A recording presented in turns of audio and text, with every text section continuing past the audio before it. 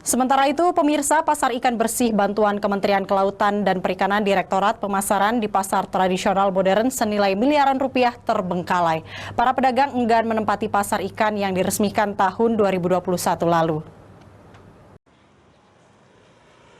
Dibangun tahun 2019 dengan nilai 1,8 miliar rupiah, pasar ikan bersih bantuan Kementerian Kelautan dan Perikanan sejak diresmikan tahun 2021 lalu tak satu pun pedagang ikan yang mau menempatinya meski bantuan fasilitas dagang telah diberikan. Kini tempat khusus pasar basah yang berada di pasar tradisional modern ini kondisinya banyak yang rusak. Eva, salah satu pedagang sayur, berharap pemerintah segera memindahkan pedagang ikan yang berada di pasar belakang agar pembeli bisa kembali ramai. Ini pasar ini kan sudah diresmikan. Nah, Cak Mano yang seberang itu balik ke sini.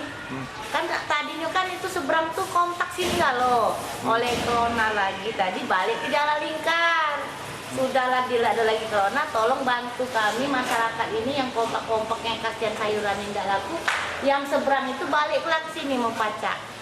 Itu yang aku minta. Sebelumnya pada tahun 2021, pemerintah Kota Prabu Muli telah membagikan lapak kepada pedagang ikan sebanyak 92 tempat. Selain diberikan tempat secara gratis selama 1 tahun, para pedagang juga diberikan bantuan timbangan dan baju seragam.